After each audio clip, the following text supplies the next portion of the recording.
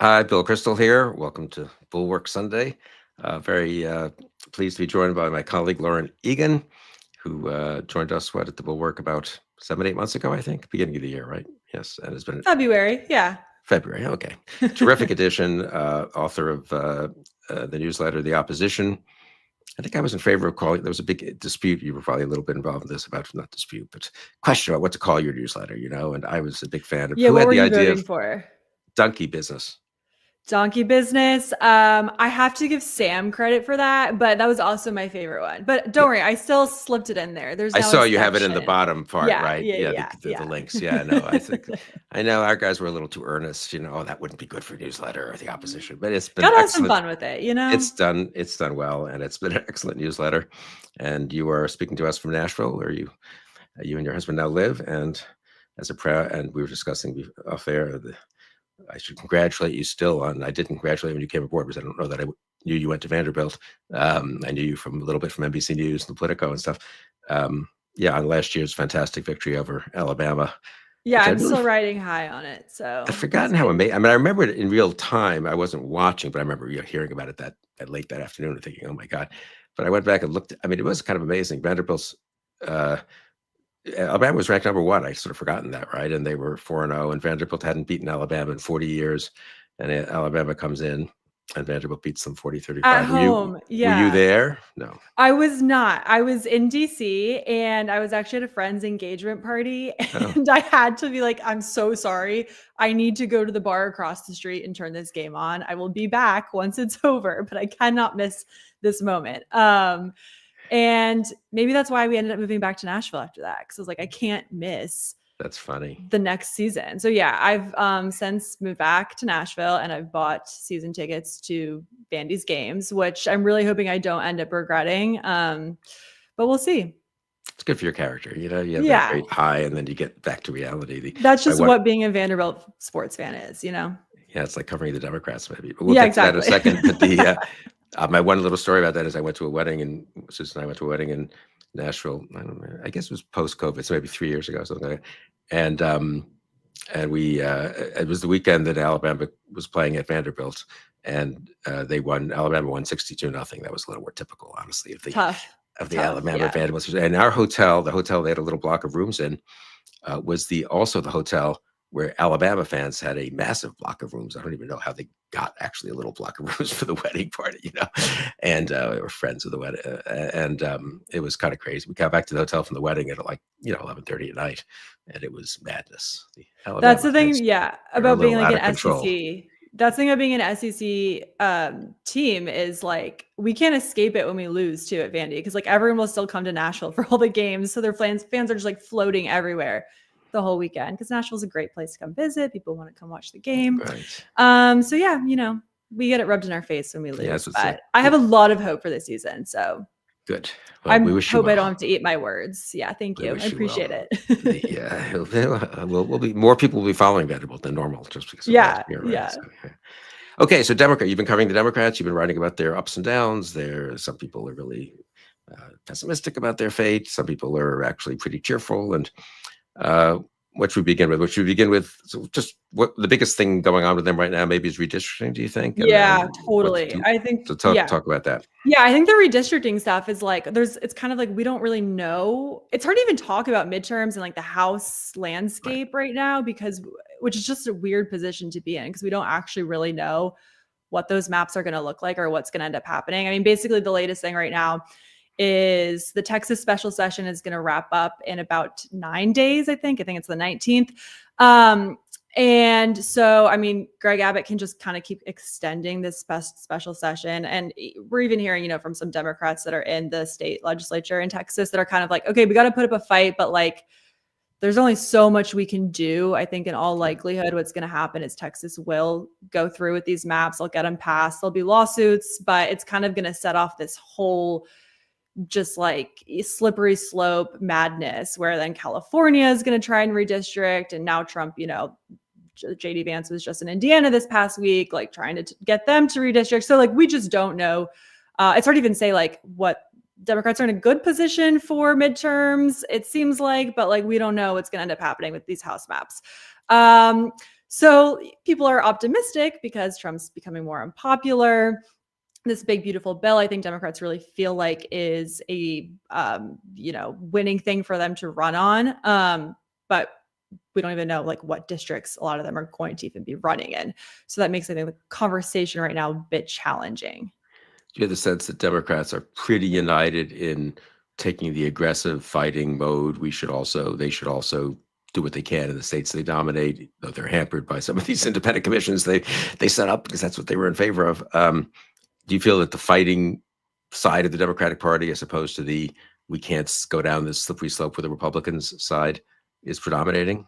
Yeah, I think it was a little unclear at first. It's kind of interesting. There was initially when Greg Abbott was called the special session, there was initially some hesitation among some Democrats, like JD or Pritzker in Illinois.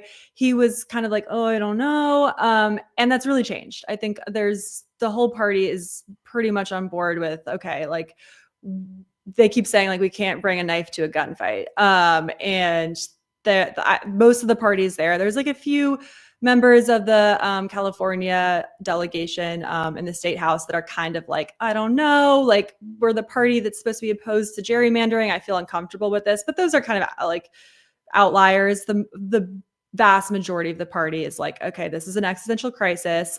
We won't win the House. We won't have any shot at winning the House if we don't fight back. And you bring up the independent commissions, like they say that, but they have a much weaker hand because a lot of these states like New York have independent commissions. So it's just going to make it way harder. I mean, California has one too. And like, they're having to just kind of do this, like, Newsom's going to have to put a ballot initiative. Right. Like people are going to have to vote on this. So it's just really, really hard for some of these states to actually do it. But I do think that the energy is there to try to do it. If these latest polls are right, that the Dems are up, 5, 6, 7 actually in the generic. It's so early. It's hard to, of course, so much could change. The big bad bill was so huge 6 weeks ago. I actually think in a way now it's probably number 3 or 4 of the items that are being discussed in town halls after some of the after Epstein and maybe some of the economic data. We can come back to this, but so things change obviously. But yeah, I don't know. A big wave could overcome redistricting, but if it's not a wave and if it's a hand-to-hand combat in 20 districts, then it really makes a difference. Obviously, if you go from, they have people forget this. I think I'm right about this. The Republicans control the House now because North Carolina Exactly. went from let's call it a fair, what you'd think would be a fair redistricting, since it's basically a 50-50 state, which was, I don't know, I think it was 7-7 or something like that. And it went to 10-4. I probably have the numbers off a little, but it's something like that. And because of it was kind of court-ordered redistricting in 22 that the Republicans then took advantage of, if I've got that right. So that's the margin, right? I mean, if you get a really close hand-to-hand combat House, that can really make a difference. Yeah, totally. You have that right. And, there was some talk amongst Republicans about, I don't know if we want to do this in Texas because we could just be like diluting our vote share. Right. And if it's a wave election, we could be in a lot of trouble. People use the term dummy mandering, where you kind of like shoot yourself in the foot. So there was some concern about that. I think the maps that Texas has, the Republicans have drawn, that we've got to look at in the past few days, they look pretty safe for Republicans. So, it just depends how you draw them. And it just makes it a lot harder for Democrats if multiple states can do this. And margins matter, right? Even if it is a wave election and let's say Democrats win by get a slim majority in the House, I think that's still like you still have to like just grapple with the fact that what if that could have been a +20 wave, Right. And it's a +2 or something? That's a dramatically different landscape that you're dealing with, not to mention what you're kind of setting yourself up for 2028. No, that's an important point. Well, speaking of kind of how much of a fighting mood the Dems are in, several months ago, Minority Leader Schumer, he wishes he were Majority Leader again. Yeah. Minority Leader Schumer decided to go for keeping the government open, basically, as opposed to a real shutdown. And now people are saying, I don't know. I was slightly sympathetic, I've got to say, personally, to Schumer at the time. It's risky shutting down the government, and they were asking him to do it on the speculation that Republicans wouldn't adhere to the deal they made. turns out they did go ahead with the rescission package, which in a sense undercuts, right, the deal. And now, well, I don't know, what's your sense of where they are as we go into September and the full September 30th, end of the fiscal year, and all the appropriations bills, they'll get combined in various vehicles, obviously omnibus or CR or something. But where are the Democrats on that? That's more of a Senate issue, I guess, than a House issue, right? Because Yeah, it's right, exactly. I think there's a lot of anxiety about what they should do. And Schumer's started to kind of make his rounds on Capitol Hill. He's meeting with other senators to kind of try and like win over his caucus a bit more and show that he's trying to handle things a bit differently. Because if you remember back to the spring, there was all those calls for Schumer to step down. Even like Jeffries was kind of like knifing him in public. It was a total mess. So I think Schumer's credibility is really on the line here, and he definitely knows that. But they're not really sort of signaling what strategy they're going to take. And I think they don't really know what they're going to do yet either. There is a lot of conversation about, okay, if we vote for this bill, if we vote to avoid a shutdown, like we actually have to extract something this time around. And so there's conversations about like, what should those asks be? But, I think this is, a lot of Democrats feel like this deadline in September is going to be kind of a big test moment for the party. Like we keep having these conversations. Is this an existential moment or not? Who in the party views this way? Who in the party thinks their primary job as an opposition member is to fight Trump at every turn they get versus like, are there areas to work with him? So I'm fascinated in what's going to happen, because I do think like a lot of these Democrats, especially Schumer, are going to have to answer that question. And we're going to see like very publicly where they all fall on that. And it's, it's probably going to be kind of a messy September, to be quite frank. And pretty hectic, right? Because there's also Epstein stuff they're going to try to attach, presumably, and force the Republicans to vote as many times as possible on releasing the files or not. So that'll be this is kind of like too. the calm before the storm. Like everyone's home on recess. It's August, and we're all just like staring down the month of September, which is just going to be absolute chaos on the Hill. Someone suggested to me that one thing they could do, since they don't want to be in the position of shutting down the government based on some demand that Trump will never give them, and those fights often do go better for the president than for Congress, I would say, for the opposition party. They could, just say we're going to have 1 month CRs, 1 month 1 month appropriations for the government, keep it open, but anytime, but that ends the moment there's a rescissions package, or that ends the moment there's X, Y, and Z. You could have whatever conditions you want, which is sort of a way of not, you keep the government going, so you don't get blamed for it doesn't get shut down. You don't get blamed for shutting it down, but you presumably have a little more leverage. I don't know whether they can do that, because the House would have to go along. This is the trouble with not controlling either branch, right? I mean, they have the leverage in the Senate, just to be clear to people, because you need 60 votes, right? Yeah. And it's not reconciliation. So I don't know if they can pull that off. I mean, I don't know. I think that'd be tough. And some other people have mentioned like, okay, we could demand reinstating some of the Medicaid cuts that were in the big, beautiful bill, or like some Epstein files being released, something like that. But I mean, it's just to your point. I mean, I was talking about it with a chief of staff on the Hill the other day, and they were saying, if this was Biden, like, and roles were reversed, we would see Republicans being invited to the White House to sort of discuss like what they wanted, what their demands were. And it just goes to show like how different politics are done when it's Trump in office. Like that just hasn't happened, and it won't happen. And Democrats can't even really trust Republicans in these negotiations to begin with. So it's just messy. Is it true that I read this somewhere? I think that Schumer and Jeffries haven't been to the White House since Trump became president. That's a good question. That sounds right to me. I'd have to check, but yeah, I don't think they have been. It is really amazing. Yeah, because I covered all of Biden's White House. And yeah, those first 2 years was just like constantly, us waiting in the driveway as all these lawmakers were there, and talking to them as they came out. It's just totally different. Yeah. Well, September will be lively and for you, and I do think it'll be interesting. And these things are always a little unpredictable. People at this point in August can say, I think the party, they should do this, or the party's going to go in this way. But things change, the political landscape changes, some issue blows up, and which could cut in either way. Obviously, right? It can put pressure on the Dems to kind of not look obstructionist. It could also put pressure on them to really drive home the threat of Trump. A lot depends, I guess, on what Trump and the whole team, Hegseth, Patel, Bondi, RFK Jr. do. I mean, if a lot of people talk about it sometimes as if it's just the Democrats making some abstract decision. But you know what? If they'll feel differently if RFK keeps canceling vaccines. That should be, I think that would be a good issue for them. Why don't they just insist on funding for the mRNA vaccines that Jonathan Cohen wrote about really excellently today in the Bulwark? Insist on overturning that decision. People do discuss these things. If I could just, this pet peeve of mine, but I'm curious if you kind of hear this too, that see this. People discuss these things as well. That's terrible what Kennedy did, and I think in this case, personally, it is. But Congress can insist. I mean, I was in the executive branch. Congress insisted on a lot of things we didn't want. They insisted on spending money on things we didn't want to spend money on. They insisted on not spending money on things we did want to spend money on. They insisted on doing things faster or slower.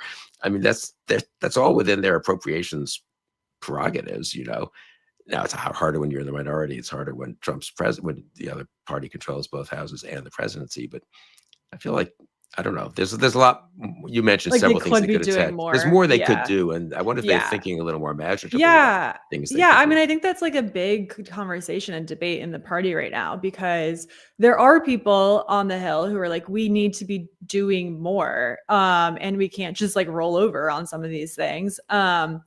And there's a frustration, and I mean, it oftentimes is falling along like age lines and generational lines, but there is like a big sort of split in the party. And like Alyssa Slotkin, senator from Michigan, she talks about this a lot, where she's just kind of like, the divide in the party right now is not left versus right, or moderate versus centrist. It's whether or not you think that this is an existential moment, and whether or not you think like whenever you're given an opportunity, you have to fight back and push back, even if that, to your point, they are in the opposition or they are in the minority. Even if that you might not get the results you want, you still have to try. And not everyone is on the same page about that, which I think is pretty interesting. It's started to shift, like it's changed since January. I think that there are more Democrats who view their role as needing to fight back than, there were when we first started in the Trump administration about 6 months ago. But it's still like the dividing line within the party. Interesting. We'll talk about that, since you had an excellent piece on Thursday on the generational divide and the degree to which the younger generation seems to be sort of in a halting way, taking over some power, and the Democrats have been just to talk about both that divide, but also is the balance of power, so to speak, between the generations in Congress, and I suppose outside too, and the governors and so forth. Is that changing? Yeah, I think it's starting to shift. After the 2024 election, there was a lot of talk in the party, understandably, that there needed to be generational change, that the party needed younger leadership. And we've started to see that happen over the past few months. If you just look at, some of the leadership positions on Capitol Hill, Robert Garcia was elected as the House Oversight Committee chair. People like Brian Schatz has kind of like locked down his leadership role for the next election as well. People like James Tallarico down in Texas, he's been kind of the face of this redistricting fight for Democrats down there. And they're all much younger. And so there is like this slow kind of subtle shift starting to happen. And we've seen a lot of retirements as well. A handful of senators aren't running for re-election on the Democratic side. That's starting to happen in the House as well. So I do think that things are changing. And obviously, like the big change probably won't come until midterms, until some new people are elected into office. But there seems to be a sense that like the party needs to shift on this, and it is changing. And, a lot of Democrats that I've talked to as well are kind of like, it's very interesting if you think back to the Biden's first run against Trump, where the answer to Trump back then was an older guy in the party, like a steady hand, nothing that was going to rock the boat too much. And this time around, it's very much believed that like, if you are above 70 years old, like you just are not going to be the right kind of candidate for 2028. It's kind of amazing. I think, well, 2021, Biden was president. He was whatever he was then, 70, late 70s. Yeah. Nancy Pelosi was speaker. She was later 70s, maybe slightly. I don't know. They're about the same age, I guess. And Schumer was majority leader at that point, thanks to the Georgia elections in runoffs in 2020. And Schumer even then was close to 70, maybe 70. I don't know. I think that's right. So yeah, that was the leadership of the Democratic Party. And to be fair, you could argue had a pretty good 2 years in 2021, 2022. I mean, politically there were problems because of inflation and Afghanistan, but they passed big legislation. They worked to get Republican votes on some of the key bills. They did okay from their point of view in the 2022 election. After all, it wasn't the kind of wave against them that people expected. So it is, yeah. It's interesting how much and I think this is partly a Biden thing, don't you think? How much the consensus has moved to we need generational turnover and we need it a little faster. Yeah, I think it's definitely a lot of it is, I think, like PTSD from everything that happened last year and Biden. A little bit is like hangover from Ruth Bader Ginsburg. And there was some hope that like the party would have learned something from her, and it kind of did, but then Biden happened just a few years later, So I think there's kind of been this moment of like, okay, like this has gone too far. And I will say, if you recall, 3 Democratic House members have died in office this year, which is pretty alarming. And we were just talking about how, your margin on the Hill and in the House really matters. And that was a really big deal. And I think for a lot of people on the Hill, that was kind of an eye-opening like wake-up call, especially for some of the older members of like, okay, yeah, maybe we shouldn't die in office, especially when, the Republicans have a narrow majority, but now that majority just got a bit bigger. And this is not like an acceptable way to do politics anymore. So there's, I think, a changing mindset. And I do think a lot of that is definitely from Biden. Yeah, it's interesting. I guess we might see some retirements or non-retire or decisions not to retire, but to run again in August. That seems to be traditionally a time. A lot of people have made announcements already, as you said, but especially in the House, right? There's still a fair number hanging out there where it's uncertain. Yeah, there's been a handful of people who are like older members of Congress in the House who have announced retirements, but there's still a bunch more who folks are kind of looking at being like, okay, what are you going to decide here? So yeah, obviously there's time. This is like a natural moment in the political cycle where we find out that other folks are retiring. So, I mean, I think if some don't, like they will face primary challenges. There is a huge appetite. I mean, the whole David Hogg thing was revolved around age and, your willingness to fight. And those things are kind of linked, I think. So I think there's kind of signaling from some parts of the party, like, okay, if you want to stay, that's fine, but you will be primaried. So take your pick. I do think in 2018, I was paying attention then as kind of an ex-Republican rooting for the Democrats and doing a little work to try to help the Democrats take over Congress. They ended up taking over the House.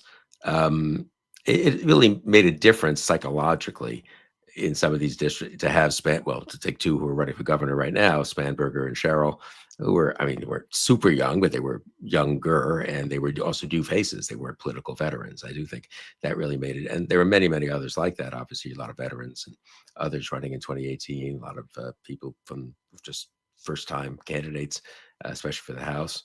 And I think it gave a sort of jolt of energy and change. And Pelosi obviously had been around and was a senior figure. So they mixed it in, but one had that feeling, it felt to me like, and a lot of them incidentally remember that distance themselves. One forgets this now. Pelosi ended up being, winning re-election easily and becoming speaker and re-election within the House conference, and then was successful and became sort of almost venerated by the end of 2021, 2022. But at the time, several of them said when they were campaigning, they weren't sure they would vote for Pelosi for speaker, right? If they won the majority, Right, she was so as a way of toxic. as a way of showing kind of generational change in some And ways. that's on the Senate side, that's happening with Schumer right now. It's kind of becoming like an answer or question that a lot of Democrats who, especially in primaries, are being asked and having to answer. And it's very interesting. Someone like Mallory McMorrow in Michigan who's running for that Senate seat, she was pretty clear about wanting some change with leadership there. But then, I asked James Tallarico in Texas. He hasn't announced that he's running for that Senate seat yet, but he probably is going to. And she was a bit more hesitant to say that he wouldn't vote for Schumer. So it's interesting. And I think that that's going to be like a question that a lot of these members are going to get asked. You've talked to so many of these people personally, and obviously, without your reporters, I don't want to put you too much on the spot about judging them, but just so I won't say ask you which ones you like the best necessarily or admire the most, but which ones you or don't or dislike, but but which ones you just looking ahead. What names should people be looking for that maybe aren't on the front pages right now in terms of Democrats, really, both at the federal, state, Senate, and House, but also governors, if you want. Who do you think is sort of has upward momentum just as a political figure? Yeah, I've mentioned James Tallarico now a few times. I think that he's very, very interesting. And that Texas Senate race will be, one that Democrats pour a lot of money and attention into. The Michigan Senate race as well. This is another state that's going to have a competitive primary.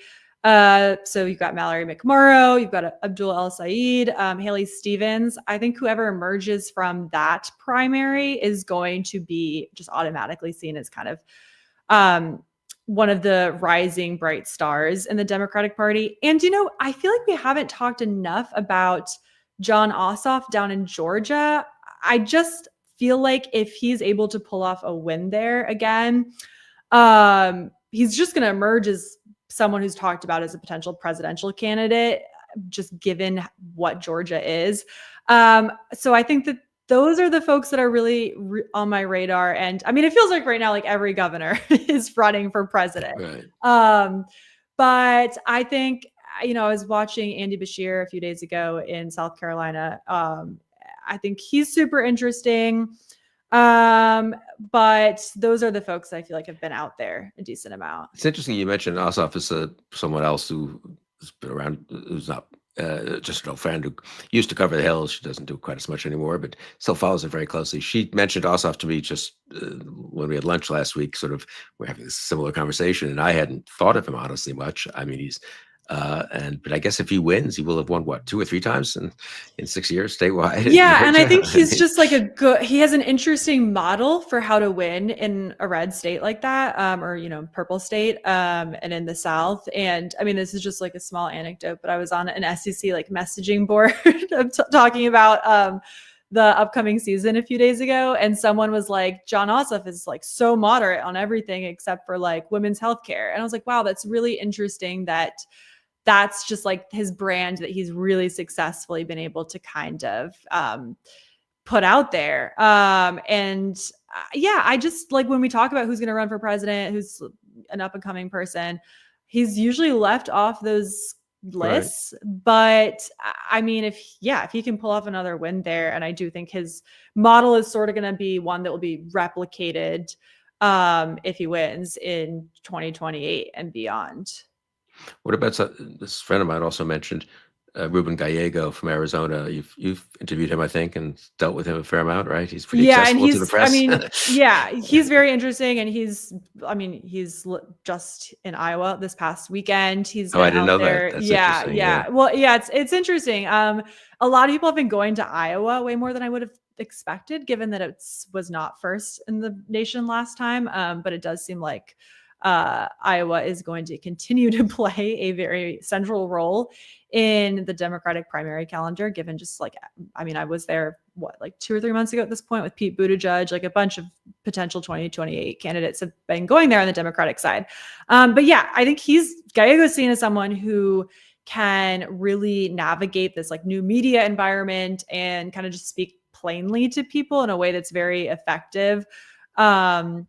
So, you don't go to Iowa unless you're interested in running for president. Let's just put it that way. not to dump on Iowa or anything. Now we're going to get a million, comments from angry From the emails from Iowans, Iowans. yeah. Yes, it's a fine state. Okay, Don't get us if wrong. you're Des from Moines is wonderful. I've Arizona, been there in January for the yes. caucuses many times. If you're and it's from Arizona and you are going to Iowa Right, for that's the who else. state fair, it probably means you are interested in running for I believe president. I agree with you. Then if they show up in January and when it's minus 10 degrees in Des Moines, that'll be more. Then you're running for Then you're president at really, that yeah. point. But So Gallego, I looked up after this lunch, I'd sort of forgotten his biography, which is kind of amazing, actually. He very, very modest circumstances. I mean, really poor. I guess he says in his speeches, and I think this is true, that the first time he ever didn't share a bed with, I don't know, a younger brother or sister or something like that, was when he got to Harvard on a scholarship. As a 18-year-old, right? I mean, he grew up in very straitened circumstances, and Arizona is a Marine veteran, obviously Latino, so I guess presumably has some appeal to that part of the electorate that went in a Trumpy direction last time. And I feel like Gallego's also been maybe a little. What happens, in my experience, every 4 years, you always look backwards, a little bit backwards, and a little bit in a static way at presidential candidates, from the outside. So one's always thinking, well, who could run? Well, the people who ran in 2020, which would be Buttigieg, Klobuchar, maybe, and they did well. And look, for all I know, Buttigieg could be the nominee in 2028, and then they're the ones who ran. Kamala Harris, will she run again? Walz, I guess, has taken himself out. But then you look at sort of again, these people all could be the nominee, but the Chris Murphys and people already a senator for several years and pretty well known, I would say, right? And Cory Booker. And I think people underweight, especially in a moment like this of turmoil and change, the people who barely are known. And that's a little exaggerated, but aren't well known at this point. totally. And they forget how much you can rise with a good showing like Ossoff in 26, or a good showing on social media like Gallego, or just impressing people, honestly. I mean, I was in Washington when Clinton emerged, from in 89, 90, 91. And mostly people he met a lot of people. He came to Washington a lot, different era, different media environment, met with a lot of reporters and columnists and types like what we would today call influencers. And he just impressed people. And then when he ran, he had a certain base. He did well in the invisible primaries, they call it, right?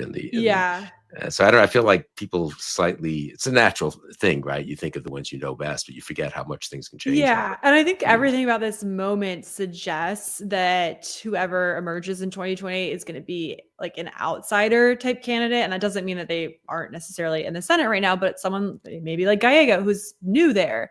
And to your point, like, we know him, but the country at large doesn't know him very well. And so I think that those kinds of folks, and also something that's interesting about Gallego too, that a lot of people in the party have kind of been like, he's really good at this, is just talking. We talk about how like Democrats need a bigger tent and can't like create these purity tests or draw these lines. And Gallego does a really good job, I think, about kind of speaking in a way that is not alienating to folks who might be a bit more towards the center, or who might have some conflicting views on abortion or gun rights, whatever it is. And I think there's like a big appetite in the party right now for someone who feels like an outsider and who can also communicate like that. Yeah. And I think he does a pretty good job at it. Yeah, that's interesting. Well, it'll be fun for you to cover, I think, both the inside game, but also I think you've done a great job on not the outside game exactly. Let's call it the invisible primary. That is, I do think that's a very interesting thing that one gets so wrapped up, obviously, in the congressional fights, which makes sense, or which governors are doing what, or God knows lawsuits now with news, and you there is this other thing going on, which I'd say in my experience, the people who one would have listed in the first year of a presidency, let's say September of the odd year, the first odd, of the presidency, as the likely nominees or even the likely finalists in the race are often one or two of them usually are. I mean, there's usually the Biden type or, someone like that who you thought was going to be a front runner and did end up being a front runner. But then there's usually one or two, like, let's say Buttigieg and Klobuchar, if you think about 27, they were on no one's list, I'm going to say, in 2017.